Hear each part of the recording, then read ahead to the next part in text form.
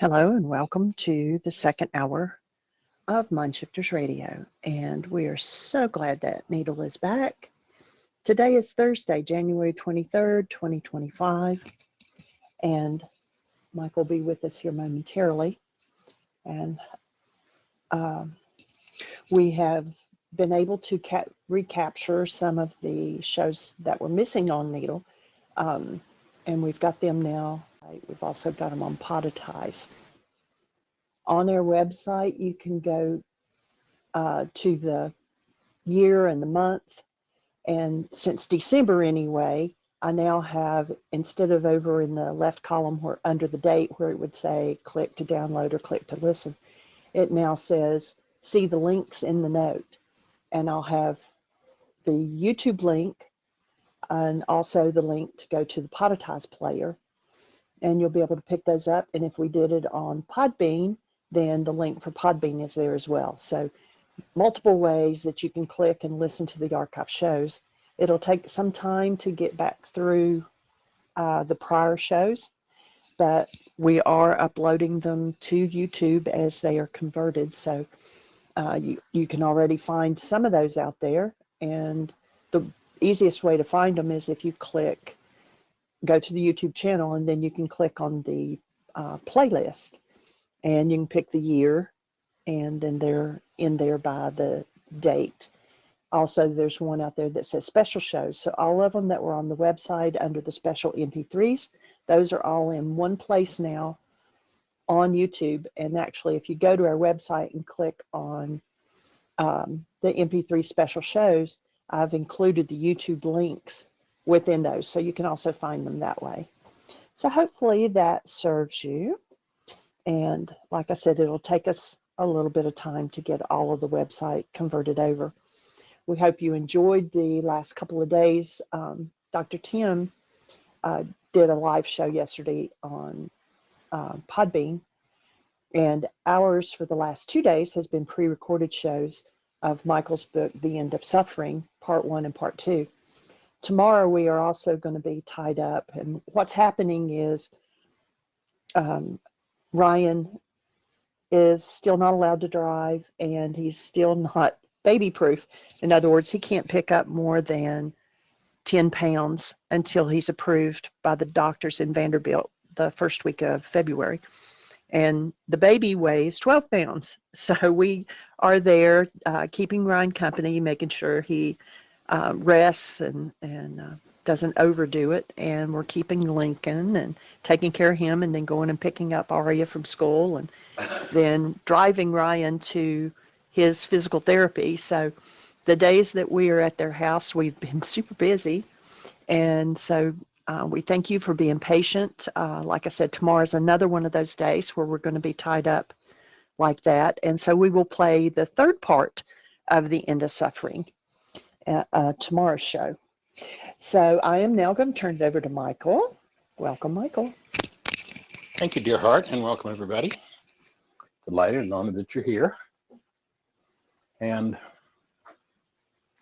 I actually probably spoke about it in The End of Suffering, about what happened to that book. And it's something I may pick up again at another time and move forward with. I don't know. We'll see how time unfolds and what kinds of projects show up.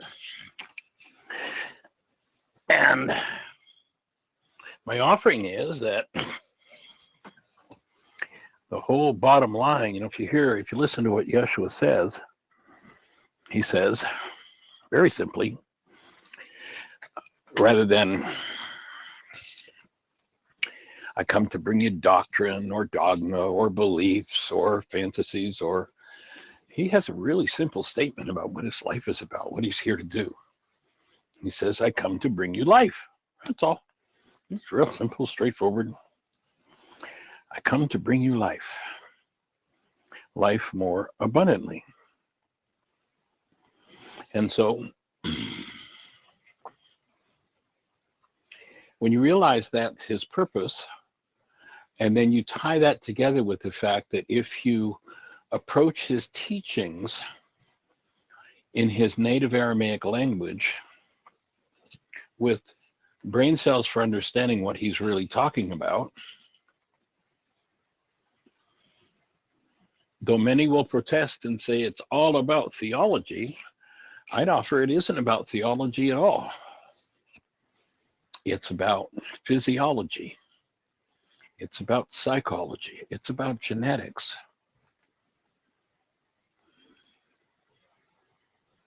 It's about physics. When you have the brain cells to recognize that, all of a sudden, many, many pieces come into play. We did our MindShifters and Still Point Breathing Club this past weekend. And the group has just really become really tight-knit, really there with and for each other. So a lot of processing, a lot of trust, a lot of energy moving. And actually, if you'd like to tune into what that looks like, it was our Sunday session. It's been going on for what, I guess getting close to 2 years now, but it's a private session, and we never share the videos of it except with people who are in the workshop. But the way the information came together on Sunday, one of the participants suggested, Michael, you got to make this publicly available. And so we surveyed those in the workshop, and everybody agreed that the information was worth extending and making available to others. So if you go to our YouTube channel and look for MindShifters 2025, it'll be the only workshop session that's available. I'm not even sure exactly how it's titled, but you might want to give it a listen.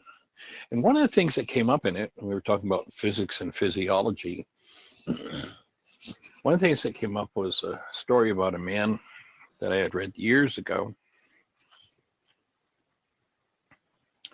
who was a soldier in Italy. And back in 1963, he was diagnosed with, he was 23 years old, an Italian soldier. Vittorio Micheli was diagnosed with a malignant tumor in his left hip. The tumor had already destroyed part of his pelvis and was attacking the femoral head, the main bone in the leg. So basically his pelvis, part of his pelvis was gone, as was the femoral head was being eaten into by this cancer, bone cancer. And of course, we all know that matter can't be fixed or changed when it comes to that sort of thing. So of course, we know that this man would die of cancer. However, he had a different plan. And in fact, this article that I'm reading from was written on February the 11th, 2023. So 60 years have gone by. The man who went to Lourdes with half of his hip gone and the femoral head in the process of being eaten away from cancer still goes back to Lourdes on a regular basis. Oh, and by the way, back in 1962, when he went to Lourdes, when he came out of the waters at Lourdes and went and had his body checked, well, actually, let me read the article to you.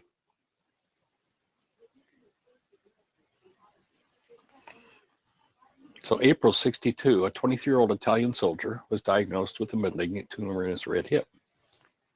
The tumor had already destroyed part of my pelvis and was attacking the femoral head.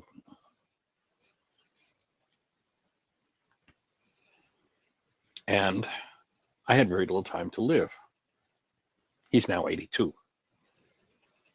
After oncologists at the hospital in northern Italy threw up their hands, his mother started to pressure his brother, who was a priest, to take him to Lourdes. Lourdes is a shrine in southern France. It marks a site where Saint Bernadette witnessed apparitions of Mary back in 1858. The spring of the water at the shrine is said to have miraculous properties, attracting millions of people every year seeking spiritual and physical healing. Against the advice of his doctors, back in '63, Micheli obtained permission from the military to make the trip. Quote, I did all the services, processions, stations of the cross, bathed in the pools, and it's not like I noticed anything. Only after going back, I felt that something had changed. First of all, I no longer needed pain relievers. And then I started eating again. Before going to Lourdes, I didn't eat anymore. After coming back from Lourdes, there was a sense of well-being, of tranquility. Back in the military hospital, no one paid any attention. I, however, started to get out of bed and started to walk with a cast and crutches.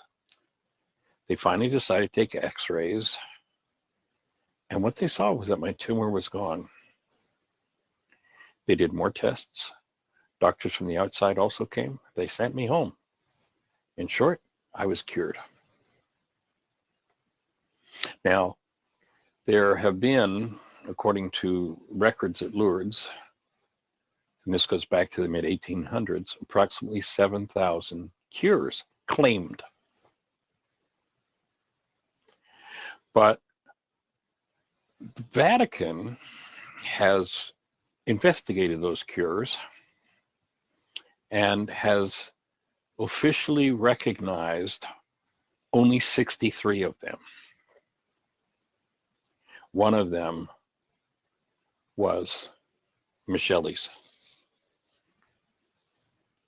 In 1976, after 12 or so years of medical investigation, they verified that he was cured in those waters. He goes on to say he still returns to the site where it happened, and he would stay 10 to 15 days a year to volunteer as a stretcher bearer for sick people seeking similar cures. During his work as a brancardier, I believe that would be how they pronounce it, which is someone who carries a stretcher, he met the woman who would become his wife. Speaking to CNA, I don't know who CNA is, in May of 2022, during an annual military pilgrimage, he said he does not know why he was chosen to be healed out of the thousands that come to Lourdes every year. Likely not because of his own merit, he admitted. Maybe the merit of my mother, who strongly encouraged him to seek that healing. So he's in his 80s and quite delighted, of course, with that.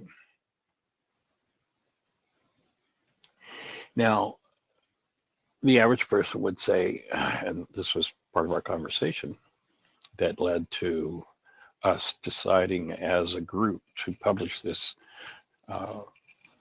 session. You know, we do the third Saturday and Sunday of each month. On Saturday, we open with some processing and we do a still point breathing session. Then everybody picks another mind shifter. And Sunday, we have another session where we talk about, okay, so what's unfolded since your still point session yesterday, you know, that sort of thing. So it was the Sunday session that everybody voted to make public.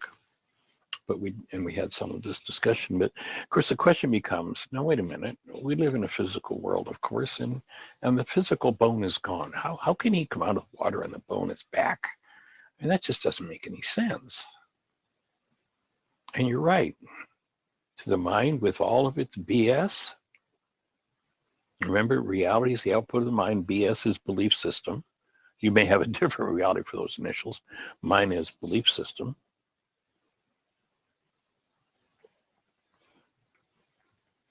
With all the beliefs we've been taught about the world of matter, what if it's all a lie? If we listen to Einstein, he says this: on such things as matter, we have been all wrong. What we have heretofore called matter is energy, energy whose vibrations have been so low as to be perceptible to the senses. There is no matter. Now, if you listen to those words, there's like one of the greatest physicists of all time. In fact, Ryan was just saying when we were over there the day before yesterday, that they just proved another theorem that Einstein had put forward in his lifetime that had not to date been proven. So 6 decades after he's left his body, Einstein has been proven to be right about something else in outer space. I don't even remember what it was. That wasn't the relative part of the conversation. And it's interesting how many people actually witness or are told about something happening, and they say that can't happen. Well, the fact that it happened, first of all, means that it can happen. And why don't most people go, oh, well, let me adjust my BS to understand why and how that happens? Wait a minute now, that would mean I'd have to change. That would mean I'd have to look at some of the things I believe and some of the things I hold to be dear to me, and I'd have to change my mind. Heaven forbid. You know, a couple of years ago, somebody posted on Facebook a picture of a politician in front of a very large group of people, and he's up in front of the audience hurraying, just, gesturing and all, and he's obviously giving a very rousing speech, and what we need is change, and the whole crowd is just, the crowd in it's a cartoon type thing, but the crowd is obviously quite elated and, jumping up and down, and, things are flying in the air. Everybody's excited about this idea of change. And then the next frame, the same politician then is speaking to the same group, is saying, now, how many want to change? And all of a sudden, everybody's eyes are down on the ground, like, wait a minute, don't make me look at my BS. Don't make me question what I believe, because I'm right. In fact, I'm right, you're wrong, it's settled, why argue? Is the position of most people. Why would the mind's activity not be an activity that says, wow, that happened, therefore something I thought I knew must be an error? Why don't people go about changing their belief systems? Because it takes work, and it means we have to look. And what we have to look at and look into is the past. Now, again, let's listen to Einstein. On such things as matter, all in error, what we've called matter is energy, whose vibration has been so lowered as to be perceptible to the senses. There is no matter. You and I do not live in a material world. This man did not have a hip. This man did not have a body. He had what we call a hip. He had what we call a body. But because we call it that doesn't mean it's that. And most people, relative to the actual way the world works, are like 3-year-olds running around with their BS hanging out all over the place and puking it all over everybody else, with no desire whatsoever to look into the past that has convinced them that certain things that are totally a fraud are true. Now, if we listen to Yeshua, he goes right, he could, I could imagine Yeshua walking up to Einstein and they'd grab hands and give each other a big hug, because the two of the people who have brought forward a level of this understanding that is unbelievable. And if we go to the very simple opening words in the book of John, we don't hear the words, in the beginning was the flesh, and the flesh stayed flesh, and he begat more flesh. It's not what it says. It says, in the beginning was the mind energy. Now, the misinterpretation the Greeks gave it was, in the beginning was the word, and the word became flesh. But in Aramaic, what those words say is, in the beginning was the mind energy, and the mind energy became flesh.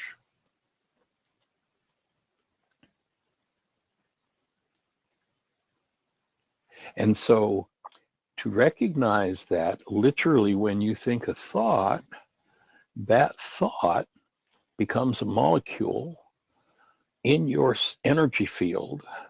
That molecule circulates around in your structure until it finds what we call a cell with a receptor site, until it finds literally an antenna to land on. And when it lands on the antenna, it inserts itself in the cell. And if we were inside the cell looking at it, we'd say that's chemistry. And if the chemistry is of a destructive nature relative to the cell, then we say the cell is diseased and the cell starts to fall apart. We say the cell's got a physical disease. As this man, obviously, the doctors have given up on him. His hip is almost gone. His femur is going. He's going to be dead very shortly from cancer. He's literally being eaten away. But with a devout mind, he asks and is open to a shift in his energy. And one of the things that I was trained very early in my medical practice, where the focal point was a lot of hands-on work, was a thing called a therapeutic pulse. I'm talking about that was something that I learned about 55 or so years ago.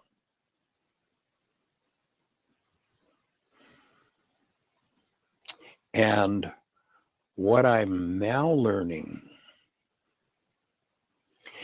because nobody's ever been able to successfully explain to me from a medical or an energy perspective where that pulse comes from or what it is. But you remember that we've been talking about quantum still point. And since quantum still point, it's changed my mind tremendously, and I'm looking at the world, looking at the whole energy system from a totally different perspective, to a degree detached on another level from my own beliefs.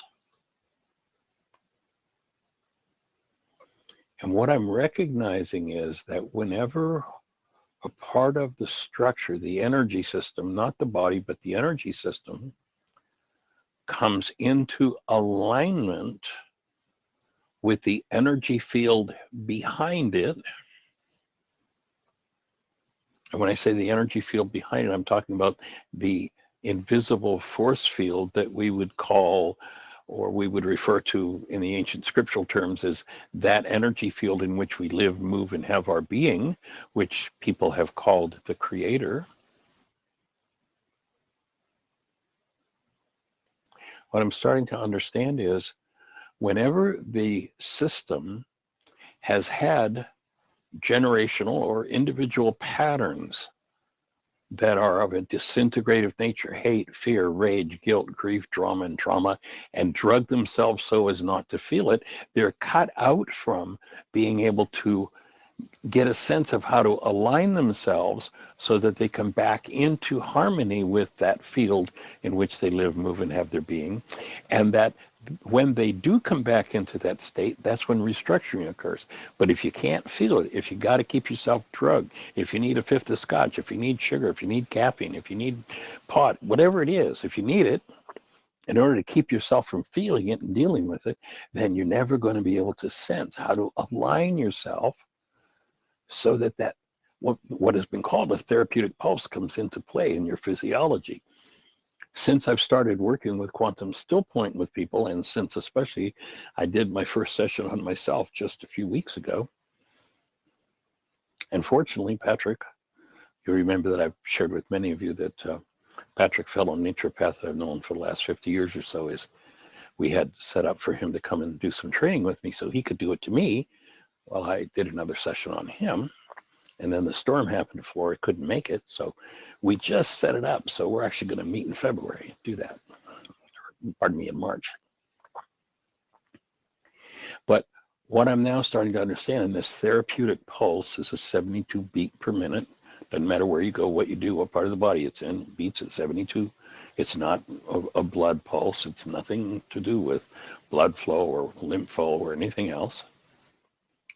But what it is when physiology comes into alignment, where there has been a misalignment, and wherever there is an energy that doesn't belong in the system, there is a misalignment in the antenna that brings that signal in so that the tissue can begin to fall apart because of what's been put in it that doesn't belong in it. And go back to, remember, in the Aramaic, they had a word for that energy, and it was called, if you remember, sin. Remember, the word sin in Aramaic is not some terrible, evil, awful thing you've done, but rather the word is an archery term that simply means off the mark. So if I'm off the mark, and I ended delighted that we're back, then when we come back into alignment, then there is a proper energy exchange, which reflects as this 72 beat per minute therapeutic pulse. And in my quiet time this morning, having had this, kind of flash that happened on Sunday that was really powerful, and I started to experience this 72 beat per minute pulse in a part of my own structure, a whole new level of understanding opened up. And I knew what Yeshua meant when he said, "The Father within me does the works." Can I of myself will a change in my physiology? No. But I can do the work. I can engage in the precursor to allowing the alignment. Wherever there is sin, wherever there's an energy that's off the mark, there's going to be a misalignment in the energy structure. And that will tend to maintain itself until that energy is forgiven. Remembering that the word forgive means removal. And so when one removes that energy, the physiology reorients itself, and now, being aligned, there's a greater flow of energy into the tissue, and the tissue starts to pulse. If you recognize that pulse, if you notice there are certain things you do in your work, and I'm saying this from the point of view of decades of having, early in my medical career, learning about this therapeutic pulse and having experienced it through many things, through many different modalities. And that's a part of what's led to the development of this work. Oftentimes accompanying this therapeutic pulse is still point. And those who've been around the work a while, you remember that one of my criteria for whether or not something was allowed to come into this work was, if someone engaged in it, did it create a still point? Still point is accompanied by this 72 beat per minute pulse. When the Father and I become at one, which was the name Yeshua used for this energy field in which we live, move, and have our being, then of my own will I can't do it, but the Father within me. When I align, when I do the work to remove what never belonged, and I align with what I'm designed to be aligned with, then that energetic shift occurs. That's what was being taught 2,000 years ago. That was at the core of the healing process. And it took the willingness to face, to let go of resistance to looking at those energetic patterns. You look at the basic mindset of people in this culture who are very committed, very devout members of the one world universal religion of blame. And you will notice that you're committed to a conversation about how everything that's going on in my life is somebody else's fault. And if I just have my drugs, then I'm okay. Give me that cookie with that sugar in it. Give me that white flour with no nutrition in it. Give me that fifth of scotch. Don't empower me so that I have to look and deal with this and change something in me, come back into alignment. But when you come back into that aligned place, that's where any tissue that is in a diseased state, because of the increased energy flow in the tissue is able to throw off, i.e., literally, physiologically forgive. And this just adds a whole other dimension to, we've talked over the years about the avison and how empowering it is that it's a physical form of forgiveness.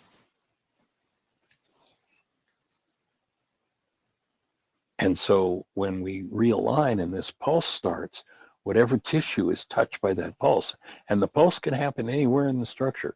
I've had a pulse like that in my foot, my brain, my cranial structure, my spine, my pelvis. I've had it in a hand. Can be anywhere in the structure that we come back into proper alignment and allow that proper energy exchange that we're designed for. And it's an attunement process. If you've ever listened to an AM radio, and it's at night especially, and what are you doing oftentimes with that AM radio? You're tuning the dial, you're fine tuning it so that you get the maximum energy exchange with the signal coming into the antenna. And sometimes that signal moves around because of, especially at night, because of the physics of the earth. And so oftentimes with that FM or AM radio, you're tuning. I offer the whole process of every tool involved in this work is tuning to come into that state of alignment that when you achieve it leads to this pulse. And that's when healing occurs. It changes the tissue, and it changes whatever, or throws off would be a better word, throws off whatever data from the mind of man. Remember, there's the mind of man, and then there's what was called the mind of Christ, the mind of active present love, and then there's carbon-based memory, the database. The database, whose number, remember, is 666. 6 electrons, 6 protons, 6 neutrons. Carbon-based memory, your structure is primarily made of carbon. And so recognizing that it's made of carbon, you recognize that what's stored there is the generational patterns of resistance and anger and sadness and fear and grief and all the things people drug themselves against feeling, and tell you how great the drug is because, hey, a little scotch never hurt anybody. Well, if you knew the millions of lives that have been destroyed by scotch, you wouldn't say that. Do the research. It's an atrocity. But when one comes back into alignment, and if you listen to, there's another video on our YouTube channel you might want to give a listen to if you haven't listened to it lately. And to get to our YouTube channel, you can go to our website, whyagain.org. And on the right-hand side, you'll see the social media links. Hit the YouTube channel. You'll be on our YouTube channel. Or you can go directly to YouTube and just type in Michael Ryce, R-Y-C-E, and give it a listen to living, not saying the Lord's Prayer. Now that's a video that I did, I think, about maybe 14 years ago. But it's a topic that I've done for the last 25, 28 years. And what you find in what was called the Lord's Prayer is there's no prayer there at all. It's got nothing to do with prayer.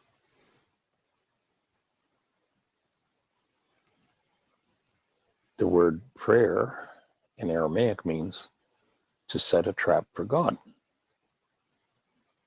Which sounds kind of strange, but when you think in terms of energy, what's a TV antenna on your roof but a trap for channel 2, if you want to watch channel 2. And if it's oriented and aligned property, you got a great signal and great picture. Great sound. If you go up there and bend the arms of the antenna, turn it backward, you're going to get a snowy picture. You're going to get a diseased picture. And if you went back up and put all the arms back in their proper place, shape determines frequency received. Your antenna for your body, which is the bony structure of your head, your spine, and your pelvis, are literally the antenna of your structure. If it's out of alignment, then there is not a proper energy flow, and that's where disease and dissolution can exist in tissue. Forgiveness is the removal of the disease energy so that the system can go back into that 72 beat per minute therapeutic pulse and restructure the tissue, literally restructure the tissue. There, I would offer, is what happened with our friend from Lourdes.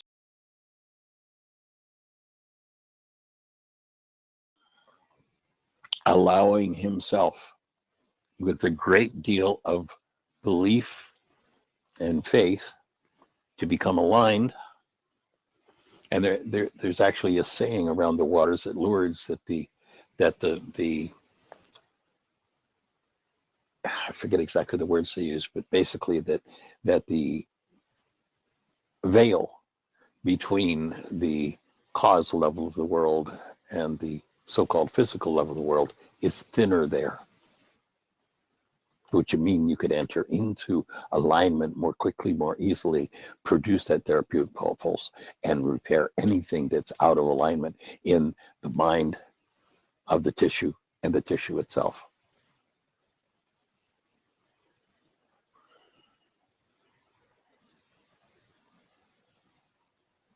So when I go back and I listen to Yeshua, and it was, as I say, it was just this morning, that based on the quantum still point session that I did on myself, which I wasn't sure I was going to be able to do. I really held off for over a year doing it because I wasn't sure I was going to be capable of it. And I sort of got one done. I'm going to get a full one done in February or March.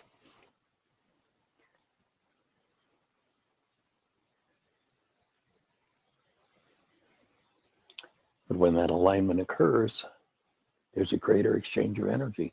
That's what creates the pulse we're talking about. That's what Yeshua was talking about, is his alignment that brought about the shifts and the changes that people call miraculous. And I see that we have a hand up, so let's say hello to our caller. Welcome, Susan. How are you, young lady? Folks, How do you be? well, I'm not going to answer that because I'm not well. But I'm calling you is a sort of a lifeline thing. Okay, well, we're here. You've been talking about beats, 72 beats, and is that like pulse? Yes. I'm afraid I got okay. So, Yes. but that doesn't mean your pulse actually hits 72, right? No. Well, what I'm saying is that it has nothing to do with the pulse of the beat of your heart and delivery of blood through the system. I think you said that. It's what's called a therapeutic pulse, and what I'm now understanding is that when a part of the structure that's been out of alignment aligns, there is an additional pulse that comes into the tissue, and the pulse can be very localized. Like it can be localized to an area of an inch in your structure. And can you feel it there? Yes, yes, you can feel it. If doing hands-on, one of the things in the early training that I was talking about way back 55 or so years ago, was that one of the trainings was to be able to feel that pulse with your hands, to be attuned to it and to feel it when it's moving.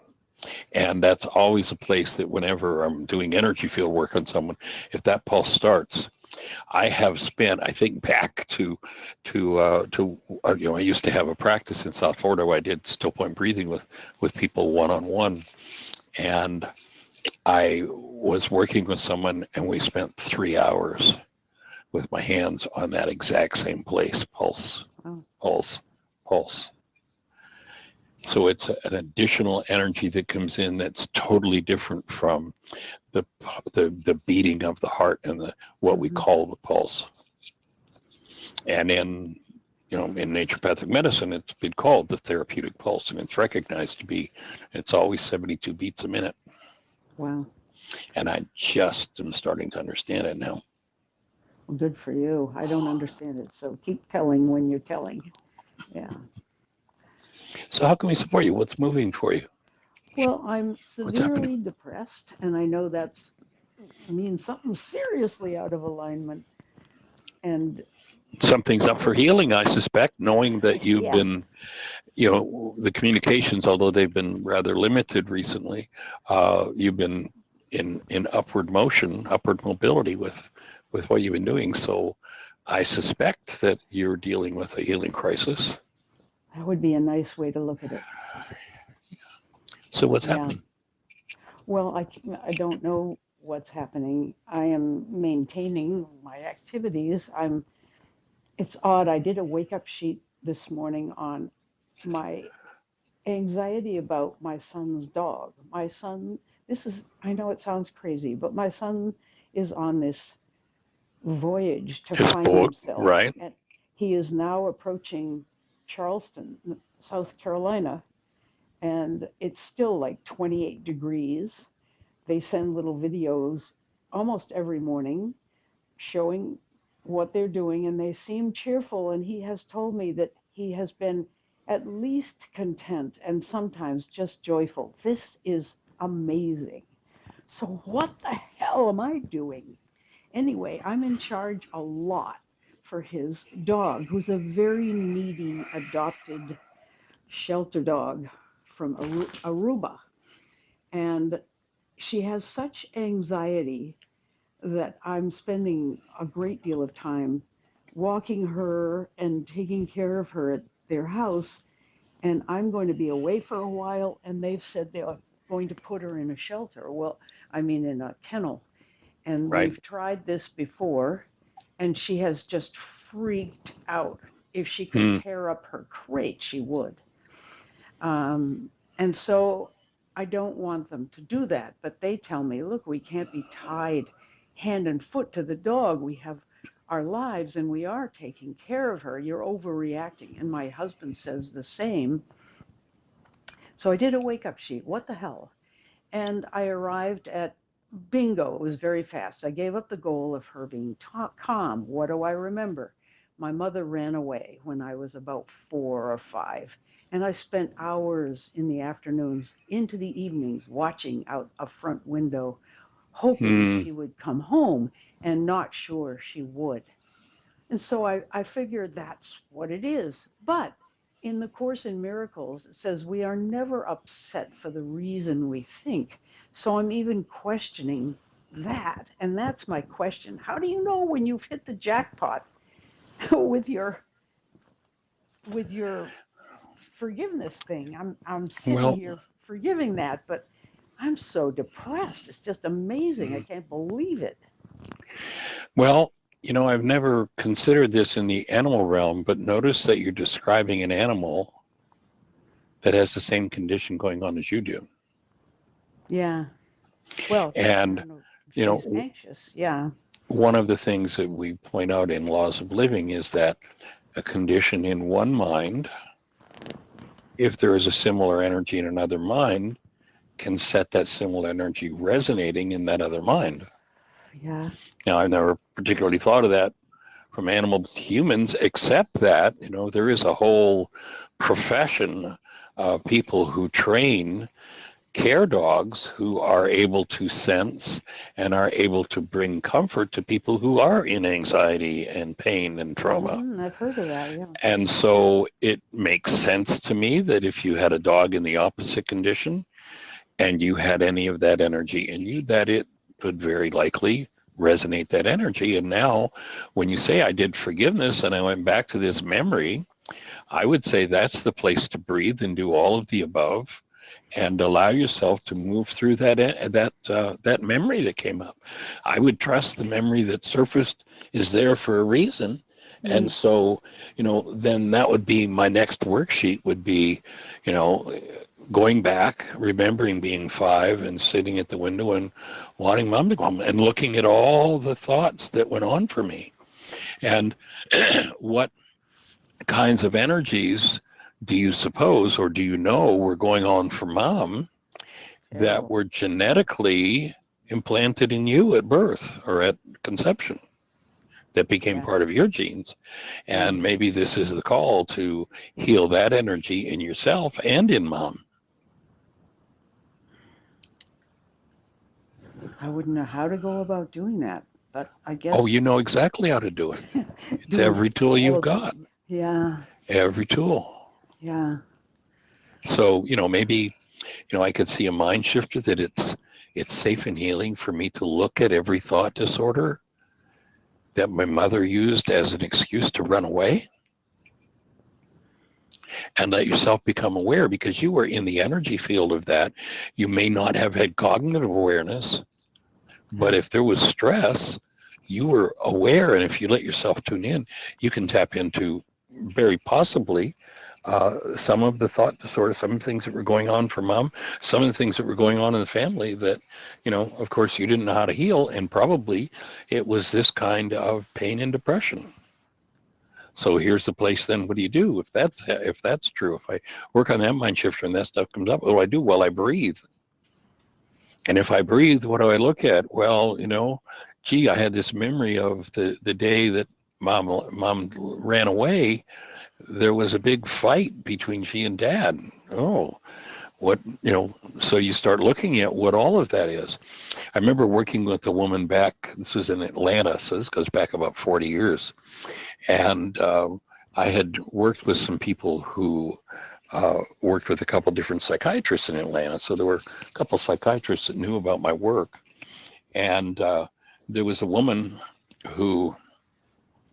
a psychiatrist that I did not know was working with her, and he was getting ready to put her into long-term a mental institution. Yeah. But in order to do that, he had to have a second opinion, and he ended up sending her to a psychiatrist who knew about my work. Oh, boy. And he recognized that she was in a spiritual crisis. She had been separated from her family, had divorced her husband, had no relationship with her kids. She had been a working woman and was not able to hold her job down. And with all this going on, her psychiatrists were like, "You're ready to be incarcerated." And this psychiatrist recognized she was in what he determined was spiritual crisis and sent her to me. Oh. Well, in our, I don't remember, first, second, third session, we're doing some still point breathing, and she touches into her memory of being actually the same age you're talking about, being 5, and she's standing on the sidewalk with her father, waving goodbye to her mother that's being locked in a mental institution. Oh, man. And she never saw her again. She died there. Oh, my God. So that's the memory that she processed in our, I don't remember exactly, second or third session. Within 2 weeks, she was back to work. She was back in relationship with her kids and with her husband. Oh, my God, that's fabulous. What a wonderful turn of wonderful grace that she was sent to you. Wonderful grace that she was willing to do what she was directed to do, and to touch into and deal with what's there. And, the objective of this work is to provide people with the refined tools to be able to pick it up and do it for themselves. Mm. So that would be the direction I'd go. I'd look at, I think you've got an exact clue as to what's going on. And perhaps, the dog is going to be one of your biggest blessings in resonating that with you, showing that to you. And maybe that's one of the things it's time for. And there's the vitality for you in your family system to deal with this horrendous assault energy that a 5-year-old, I can understand, would do a lot. It's amazing that you call it vitality, because that's one thing I feel as if I've lost. I don't want to do anything. I don't want to go anywhere. I have some church stuff to do Friday night and all day Saturday and all day Sunday. I don't want to do any of it. Right. But here's the question. What? Just before you dropped into this anxiety and depression, What was your level of vitality? Well, it was great. That's There the you, thing. that's the thing. That's the very thing to pay attention to. So Yeah. what happens when I hit a new level of vitality? The system that has this energy that I've never been able to deal with all of a sudden says, hey, we've got the vitality to deal with this. And so I go to bed. You've heard me say this many times over the years. I go to bed at night. I'm higher than a kite. I'm so excited. I'm so delighted. Life is so wonderful. And then I get up in the morning and I wonder if anybody got the number of the Mack truck that went through the room during the night. That's Because exactly I'm lower than a snake's belly. There you go. Yeah. And why am I lower than a snake's belly? Because I hit a level of vitality that I was able to break open this encapsulated thorn that I've been carrying around since I was 5. And it includes physiology, it includes mental thoughts, it includes emotions. So what does healing look like? On a physical level, it's any kind of physical symptom I've ever had and low energy. On a mental level, it's any kind of negative thought I've ever had and confusion. Gee, I don't know what to do with this dog. I don't know what to do with my life. On an emotional level, it's any kind of negative feeling I've ever had in depression. That's what healing looks like. But the bottom drops out of the market, and basically what your structure is saying is it's time for you to lay down and be with this and process through this. Don't go running off trying to accomplish and beat the world. This is the time to go lay back, rest, take care of yourself, and do your work. If you're using any drugs, sugar, caffeine, alcohol, anything, get rid of it. Yeah. You know, it might be time to do a little bit of lemon water and cayenne pepper and do a fast. Let your system rest deeply, including digestion. You know, food is a very difficult way to get, or a very, should I say more correctly, inefficient way to get energy into the system. Yeah. You remember Yeshua, the disciples are out there and man, they're having a blast. They're healing left, right, and center. And they come back and they're like, gee, we don't know what to do with this one. We got this guy and we couldn't do anything with him. What did Yeshua say? Those ones only come out through prayer. And remember, prayer doesn't mean put your order into the cosmic gift catalog.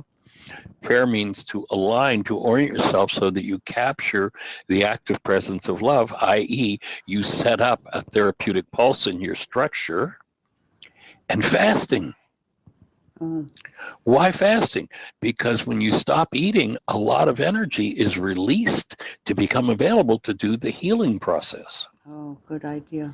So the really tough ones, Yeshua said, fasting's a part of it. And so it might be time to just take a day. You know, and a fast can be, you know, just water. You can do nothing but water. You know, there's a certain element of cleansing, which is also called baptism with water. Focus on that cleansing coming in. And if you add a little bit of lemon and cayenne pepper, a little bit of maple syrup, it will tend to, if there are any kind of mucus deposits, which often accompany trauma, then they'll tend to break up, disappear, and be carried away.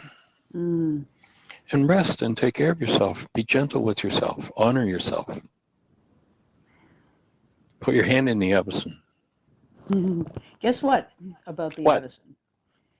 I have borrowed it from my friend to whom I have lent it for months and months. And I have lent it to a friend of mine who has an autistic son, 24 years old. When the pandemic hit, all the programs he was going to enter that would work with him, greatly intelligent boy. Right. They went away and he came home to live and he's stuck. He's been depressed and at a loss. And I saw his mother in church and I said, how's it going? And she said how he was. And I said, I have a machine you've got to try. And instead of saying, oh, that sounds like malarkey, she looked it right up, called me up. I need it, she said. It's over there. I don't know how he's done. It's only day 2 or 3. Right. But he's sticking his hand in there. But she said, my God, it deals with inflammation of the brain. And when he was with me for a while as a teenager, he had the flu and he had a fever and he was not autistic. He was like a normal kid. So I reminded her of that. She said, oh, yeah, I know this. Yeah. Heat and autism do not work together. And when you look at that, the autistic child My offering would be it's a lack of circulation to the brain. Yeah. And heat opens circulation to the brain. And Yeah. that's exactly what the Avicen, although people say, well, wait a minute now, how could putting my hand in this, bread box sized device that's got a heat pad in it, how could getting my hand hot change the circulation to my brain? Well, it changes not only the circulation to your brain, but to every cell in your structure. It's literally a whole body treatment of increased delivery of blood, which means increased delivery of all blood factors that the cell needs: oxygen, nutrition, enzymes, etc., hormones. And it also opens the pathways for the lymphatic system to operate to remove toxicity. So the whole thing together makes a difference of night and day. Well, I'll give you a report. I hounded Please. her yesterday for a report, and she didn't call back. So maybe they're still waiting for. Anyway, I'm champing at the bit to find out how he's doing. Yeah, that'd be interesting to hear the difference. Yeah. Something else that they're finding, I just listened to a report recently, is, and I didn't know this, but sickle cell anemia is extremely painful for some people. Yeah. And they're finding that it just handles the pain of sickle cell anemia like that. Oh, wow. Like just overnight kind of thing. Wonderful. In many cases. So that's pretty powerful. Whoa. Well, thank you so much for talking, Michael. Thanks for letting me unload my bag of garbage. Well, honored and delighted, as we're here for, and we hold the space for you to be able to breathe. Pay attention to the places in your structure where this therapeutic pulse shows up, if it shows up. And you'll know the places where. I just hope I'll understand it when it happens. It'll be a very definitive pulse. Wow. You'll feel, literally, when it moves, you'll feel the pumping that's just different from anything else that goes on a normal basis. All right, I'll trust you on that one. Awesome. And we'll hold the space for the dog as well. Thanks. Wouldn't that be awesome if the thought from A Course in Miracles, when you're healed, you're never healed alone, the dog resonates that, and you heal it, and the dog heals too, and your son comes home and the dog's happy. Wouldn't that be cool? Yeah, that would. Wouldn't surprise me at all. Again, remember Einstein, if you think you're separate or separated from the rest of humanity, and I would substitute from his quote, rather than the word humanity, if you think you're separate or separated from the rest of anything, we're all part of the same energy system. Add the dog in. Yeah. And the state we're in can change the state of anything and everything around us, or at least contribute to its change, if the object of that situation is willing to change. Yeah. And so joining you in willingness. All right. There's so much I want to talk to you about. Maybe another radio show. Oh, we'll be back. All right. All right. Holding the space for you. Lots of love and blessings. Thank you. Thanks, everybody, for joining us. Take care. Have the best year yet of your eternal life. It is an awesome gift to give the world. The world needs it, especially right now, and you have the power to give it, so please do. Blessings. Thanks for joining us. Bye-bye.